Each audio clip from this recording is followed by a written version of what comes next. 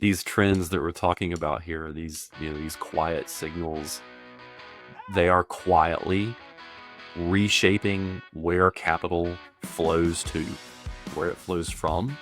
They're going to be reshaping where adoption sticks, who uses what. They're going to completely reshape where exits emerge, and they're going to reshape where market power, gets created or destroyed.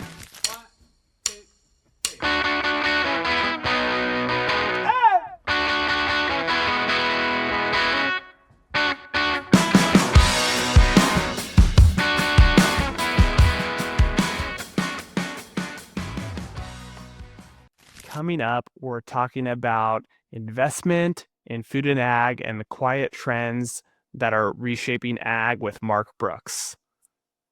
Tim, this was a fun conversation. We've been trying to think about ways to have different and interesting conversations here on the pod. And we saw Mark Brooks, who's a friend of the show, as a background in venture investing and corporate venture investing in food and ag. And he has been doing some writing for Ag Funder. And he put out a post recently about the quiet trends reshaping ag, a field guide for builders, backers, and business leaders. Oh man, clickbait. I'm in reading that article, and it was really interesting, his view on venture capital in the space. And I sent it over to you right away, Tim. I was like, we need to get Mark on the pod and we need to just talk through this with him. And I loved how this conversation turned out. Yeah, it was a refreshing way to kind of look at the industry. When you look at kind of venture investing, the different verticals, you kind of like, people just say like, drones or CEA, these different verticals. Mark kind of like flips that on his head and looks at kind of like outcomes versus focusing on specific categories. So really interesting way to approach the space. I think you guys are going to really love this conversation. So let's jump in. But first, a word from our sponsor. The Modern Acre podcast is presented by American Ag Credit. American Ag Credit is a proud member of the Farm Credit System, which was created more than 100 years ago with the sole purpose of serving the financial needs of farmers and ranchers. From small farms to the largest agribusiness enterprises, American Ag Credit understands agriculture and how to structure customized financial solutions. Just like many of the guests we have on the pod, American Ag Credit recognizes that the evolution of agriculture is inevitable and exciting. Their goal is to be at the forefront of this evolution, partnering with producers to grow their future in ways they haven't imagined yet. To learn more about American Ag Credit and to receive exclusive access to reports from Terrain, a research and insight service of American Ag Credit, visit agloan.com/terrain or hit the link in our show notes. Hey, Mark, welcome to the show. Good to see you. Good to have you here. Thanks, Tyler, for having me, and Tim. Good to see y'all. Excited to have you on the show. We've been catching up every quarter or so, just kind of syncing on the industry, chatting things through. And we're like, we just need to do this on the podcast and chat about things. So we're excited to kind of dig into what you're working on the past few months. But before we jump in, what's top of mind for you right now, Mark? Top of mind. Well, I left FMC Ventures in March of this year. So top of mind for me right now really is figuring out where and how to allocate my energy to what's next and shaping the future of ag and climate resilient sectors. So I've been thinking a lot about what that could look like. So that's top of mind. I think this is fascinating because it's rare that we get the opportunity to kind of like zoom out and like take some time to breathe and figure out like how we think about an industry or a sector, right? I feel like we were just talking before the call. I am like underwater, just a day at a time, 1 foot in front of the next, operating our businesses and everything. And I think you have really been doing a lot of thinking around agriculture, climate, technology. And I think it's to be freed up to really be thoughtful, I think is so important. You know what I mean? Do you feel that? Totally agree with that. And I've got some time to do that right now. And I'm trying to use this time as a gift to do that. And you've seen, I've been publishing a few articles here and there, both in ag tech as well as corporate venture capital kind of channels. And all of the stuff that I've been writing about really honestly is more for my own benefit. I'm trying to make sense of the world that we live in, and writing for me is the way that I process thoughts and information. And great if other people can benefit from it. I hope they can, but really, it's a way for me to kind of clarify my own thinking. So I've been using it as the gift that it is to to do that and think about this stuff. I'm having fun with it. All right, we're going to get into some of that writing in a minute here because your recent article was just kind of blowing my mind. I want to unpack that. But for those that don't know you, Mark, give us a quick background of you and what got you into ag. Yeah, great question. So I'll be brief with it. Background is I've always been attracted to hard things, difficult things, things that are kind of off the beaten path a little bit. So I went to school at North Carolina State University. I majored in meteorology, which is a very difficult curriculum to go through. It's basically physics, math, chemistry applied to the atmosphere.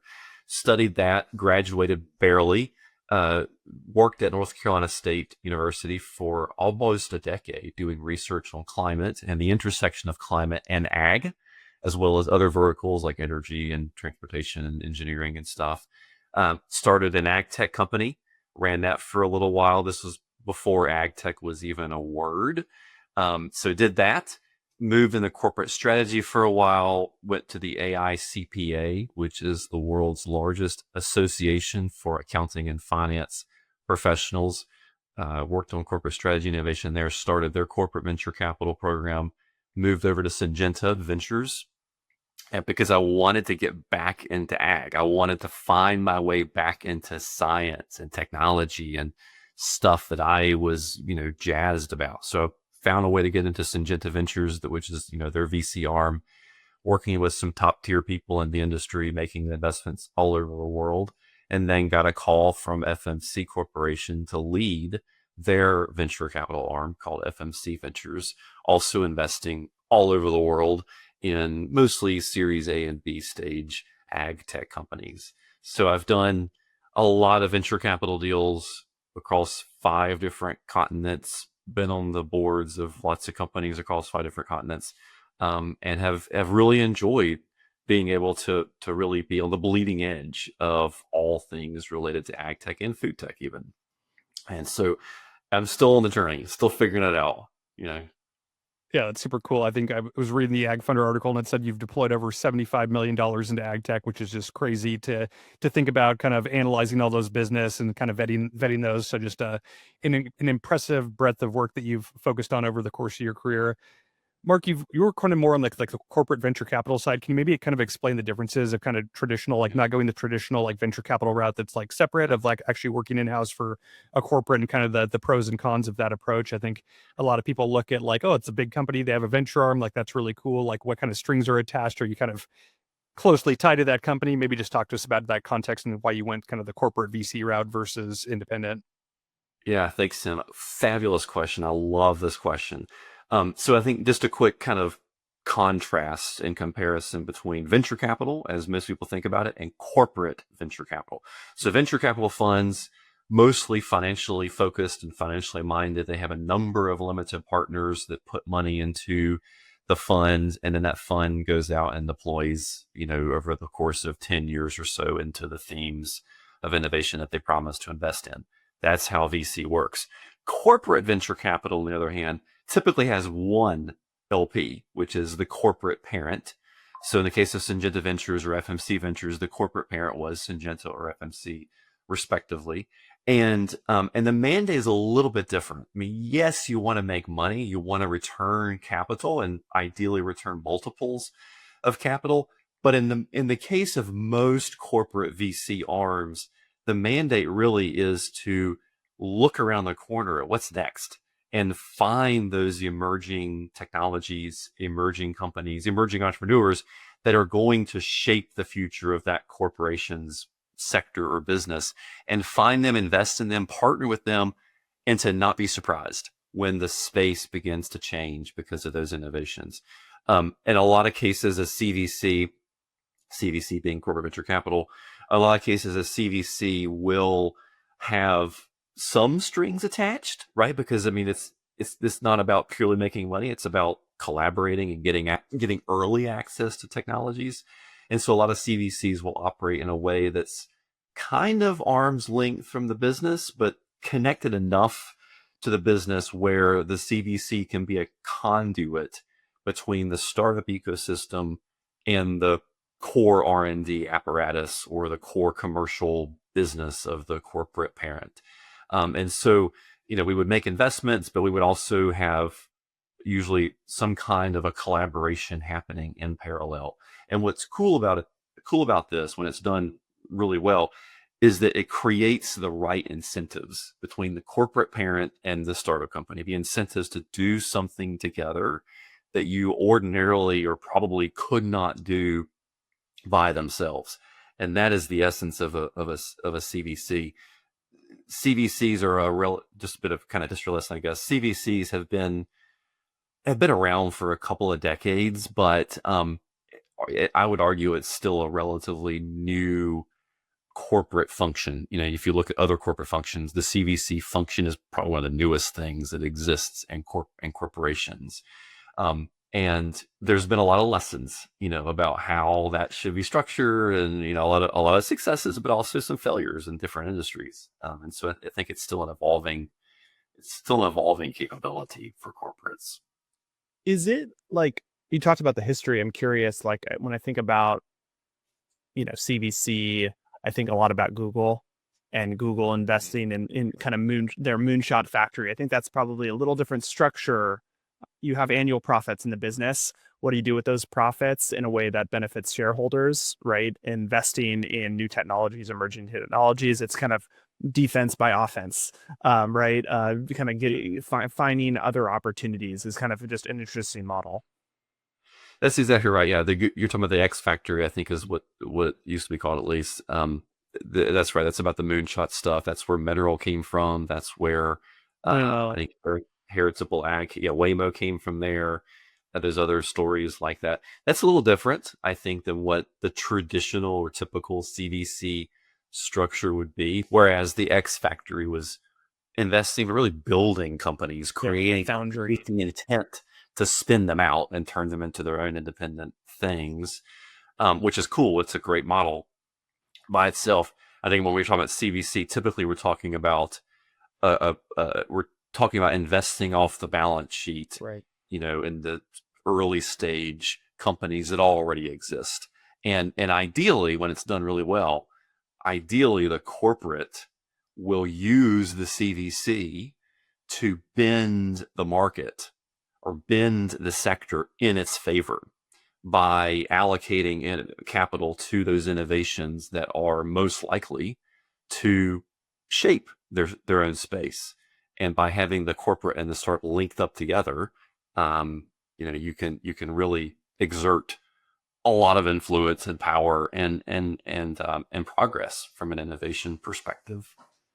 Yeah, I feel like we're seeing a lot of this in the biological space of kind of a seed round, like very early stage promising company that's doing a deal with Corteva or BASF, like some of the big guys to kind of take some bets on some early stage companies that could be interesting piece of the portfolio in 10 years once they actually get through the whole process. So it's been interesting to see how kind of corporates are attaching to really companies that aren't profitable yet, that have a really good idea, that are just kind of early on in their journey. All right, Mark, we'd love to talk a little bit about Trends. You're, a little bit removed here from the CVC model. You've had some time to think and analyze, process the industry. You put out this piece, The Quiet Trends Reshaping Ag, a field guide for builders, backers, and business leaders. Super thoughtful piece, really interesting. So would love to kind of talk through kind of your approach on the article and the power map that you present in the article. Yeah, well, thanks for reading it, first of all, and thanks for the opportunity to chat about it. So maybe I'll start with the genesis of the article. Like, where did this come from even? I've been doing venture capital investing in ag for many years now. And a lot of what we talk about, we being kind of the royal we within the ecosystem, a lot of what we talk about is the same thing over and over again, which is how are we going to feed, 10 billion people by whatever year it is? How do we, help growers be more profitable and all that kind of stuff? And that's important. That's absolute. I don't want to discount the importance of that. But to me, it's sort of missing a bigger picture here, which is let's sort of remove the blinders and think a little bit more holistically from a systems innovation perspective about how this space can evolve and should evolve. And so the article that was an Ag Funder, what I do in this is I sort of lay out a framework for where to look for these quiet trends, these quiet signals that I would argue are underappreciated or not thought about or not talked about enough. But these are the things, these are sort of the undercurrents, I believe, that will have an outsized impact in shaping what the future of this industry looks like. Let's dig into some of these. Okay. You put together this power map of ag, which I found endlessly fascinating. I feel like you can spend an hour dissecting this chart. Kind of walk us through the framework for putting this together. How do you even start with building this? Yeah. Because so there's a couple of kind of guiding principles, I guess, as you absorb the framework. One being the farmer is really at the very center of this diagram. The farmer is the pivot point for the entire thing as we think about this. The other kind of guiding principle that you need to sort of think about here is there are several stakeholders within this map. You've got the corporates being the big ag input companies that we all know about, and I've worked at two of those. You got them, which have the footprint, have the distribution, have tremendous R&D capabilities. And then the other layer or the other stakeholder here being the entrepreneur, the innovator, the person like you guys and others out there who are listening to us, who have the ideas, who have the capital, and who have the team to build something that's new and different. So they're the second kind of stakeholder in this. And then I think the third stakeholder would be who's the third stakeholder? I just lost my train of thought. Investors. Who is it? Investors. Oh God, yeah, of course, Jesus Christ, of course. And the third stakeholder being investors, the venture capitalists or the private equity folks, those who have the risk capital to put to use and fund those innovations. And all three of these sort of stakeholders, they have to work together to shape the space. And so what I've done is these sort of concentric circles represent the interests or the capabilities of each of those three stakeholders, again, with the farmer being at the middle. And then layered around it, you see the 8 sort of high level trends or quiet undercurrents that are shaping these spaces. And the intersections are exactly where the pressure points are. The intersections are where the opportunities lie. It's those intersections where I think we're going to most likely see some of the most provocative, disruptive, and valuable innovations. But it will only happen if the three stakeholders we're talking about think about this together and operate together rather than operating in silos. So that's sort of a quick orientation, I guess, on this space, and we can go into different one of those trends if it's helpful.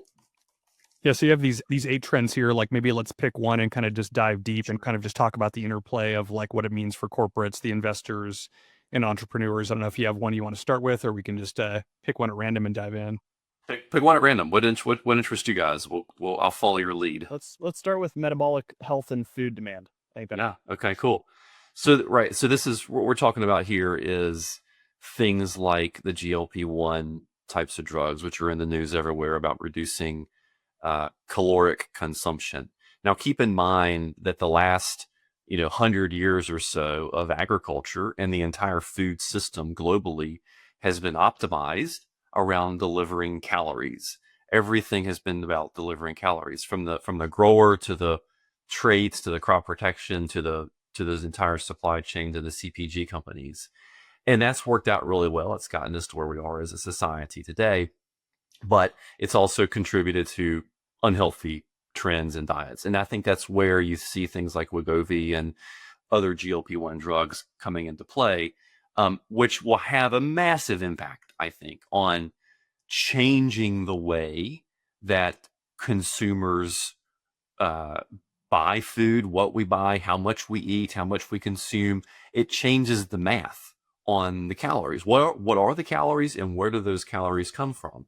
And so that's a trend that's like, I think everybody can recognize that is happening, and it'll affect all kinds of things from healthcare to obviously what food gets produced. And that's what I kind of get at in this article and in this map with this trend in particular, is talking about how it will shape what crops are grown, how much of these crops are grown, how they're processed, what they're processed into.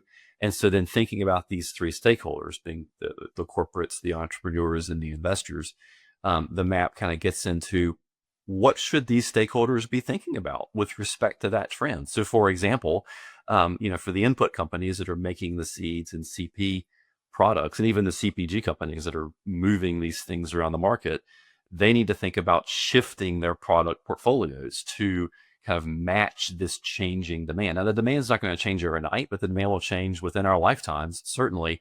And so these input companies need to be thinking holistically about what does that shift look like, and what do we within our own product portfolios need to do to be ahead of that curve and meet that demand. And then from the investor perspective, and you already kind of see this happening to some extent, I think, from the venture capital and risk capital perspective, the game is, well, what kind of innovations should we be investing in from an ingredients play or a food kind of processing play that will also meet this evolving demand? And then from the entrepreneur perspective, the thinking is, well, what does this mean for future diets?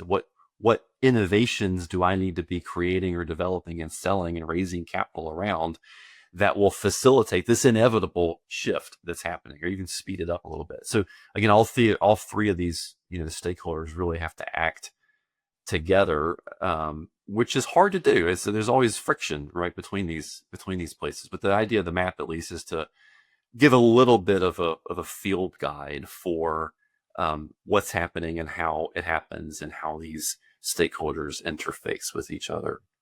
Yeah, it's super interesting. You could almost see, like, as kind of diets and kind of trend diets change, there's Whole30, which was popular a while ago, and there's products that actually have branded like this product or this meal is compatible with kind of a Whole30 lifestyle of, like, are you on a GLP-1? This is a product that's kind of compatible that will help kind of offset or make the medicine that you're taking more effective. Maybe that's one other point, if I could maybe just draw our attention to one other trend here, which is innovation at the seams.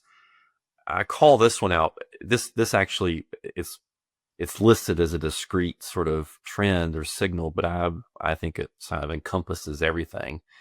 I think historically we've been thinking about ag tech and food tech in a silo of ag tech and food tech. Again, that's fine. But as we think about the problems that need solving in the world today and where the opportunities are to create wealth in the world today, they're going to be cross-disciplinary. They're going to be at these intersection points, these friction points or collision spaces where disciplines connect. So, for example, let's think about textiles as an example. I think we're all looks like we're wearing cotton shirts or shirts that have cotton in them or other fibers. Most of the textiles that we're all accustomed to buying for our furniture or our clothing, there is an agricultural component to this. And think about energy. There could be an agricultural component to energy, as you think about how microbes could store electricity and things like this. And so that's sort of what I'm trying to get at here, is we need this systems level perspective, and to kind of get outside of our own little individual silos, because that's where the biggest game changers will be in our lifetimes. Totally agree. I think the problem, we can go a lot of places with this, but one of the problems I've seen in venture capital in ag has been a failure to really have massive ambition. I think there's companies that are raising venture capital because that's what you should do, but not because the fundamentals, the first principles make sense for a venture capital investment. And what I love about your map is it paints a big vision, right? If you're thinking about raising venture capital, or you have an idea that needs venture capital, you should be able to look at this map and look at these trends, look at the stakeholders and be able to paint a big vision about how you're going to disrupt, how you're going to fit into these trends in a big way. And that's what I think, that we need more of this framing, as opposed to just another ad tech company, just another actionable insights company, right? Like, we need to think bigger. And that's what, even reading this article for my company, Polaris, helped me, continue to think through this, how I'm thinking about our journey and our strategy. And innovation at the seams was the one that, stood out to me, because we cover, ag and energy. We're kind of this tweener company, and it's been a fundamental question of the company since I joined historically has been, are we an ag company that does energy, or are we an energy company that focuses on ag? And this is kind of an existential question for the company. Tim and I join, and our immediate gut reaction, we're an ag company. Like, we're ag guys. We know the ag sector, we know the players. Like, of course we're an ag company that does an energy. I have completely 180'd on this over the past several months, because, and I think that's where our value lies. As coming in, it's like, what do we do better than anyone? It's implement these energy flexibility programs for utilities, that utilities desperately need more flexible energy resources. We do that better than anyone else for agriculture, but we are an energy company, because that's functionally what we do. Is we provide these distributed energy resources to utilities to have flexible loads. And that's our differentiator, right? Because there's a lot of energy companies that do have similar platforms, but they focus on commercial industrial. They don't focus on ag. That we know in energy, we are the ag experts, bar none. But if we're an ag company that dabbles in energy, there's a ton of companies. There's dozens of companies that are ag companies, ag tech, that have some sort of energy component. And that was kind of really the aha moment. And I think just thinking about how these sectors come together and where our value is coming from helped me think bigger about what Polaris can and should be, if that makes sense. No, it makes perfect sense, and that's a perfect example, or a good proxy for where the opportunities are here. At ag tech, it intersects with so many different spaces, as you just alluded in your remarks, as well as in the map that we're talking about here, this diagram. And it's where those spaces collide that new categories, new markets will be created that we don't even have names for yet. And that, if that doesn't get innovators and VCs excited, like, I don't know what does.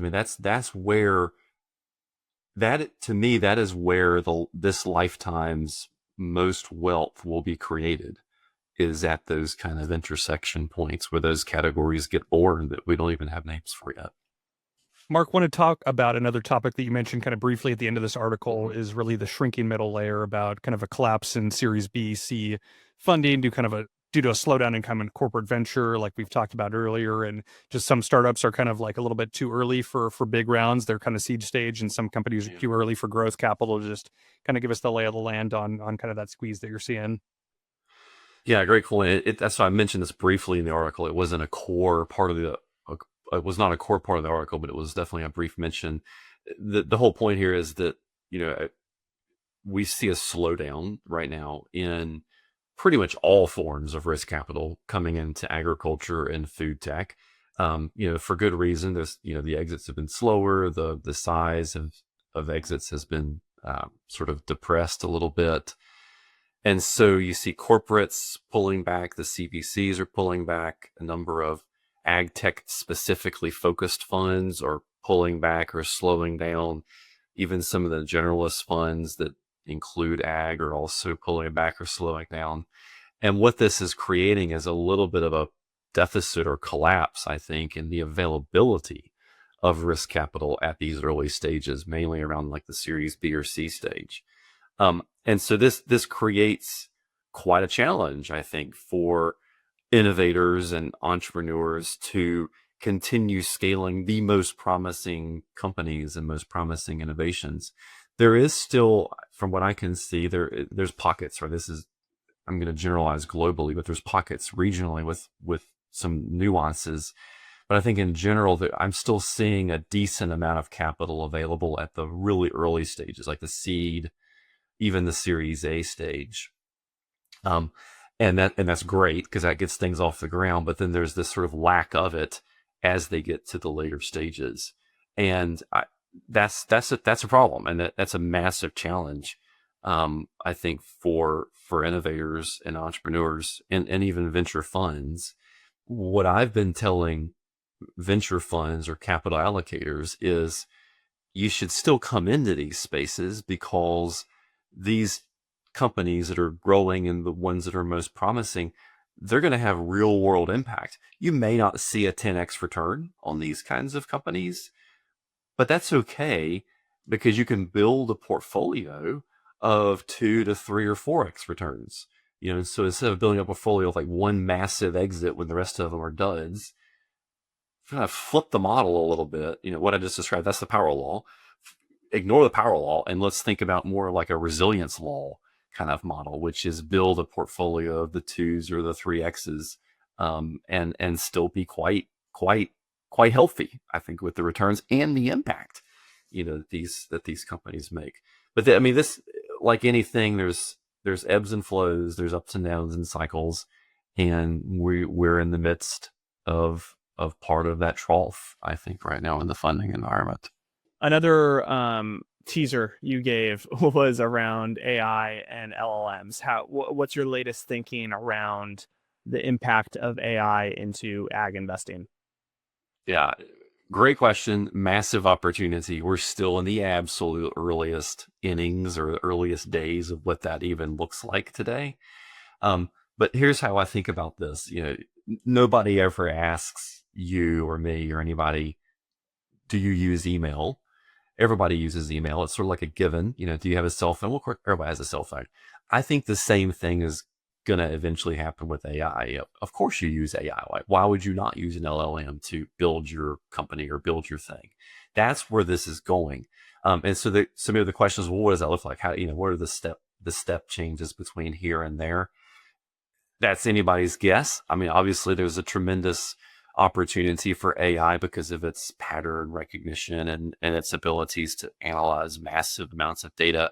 There's huge opportunities for, genetic kind of targeting for peptides or RNA and the discovery of new molecules for crop protection. But there's also use cases here around supply chain visibility and improving that, which is a big challenge in this industry. So to me, there's not any one thing or one use case to like get jazzed about with AI. To me, it's more of this is going to be a normal part of every company in the world. This is going to be a normal part of our lives.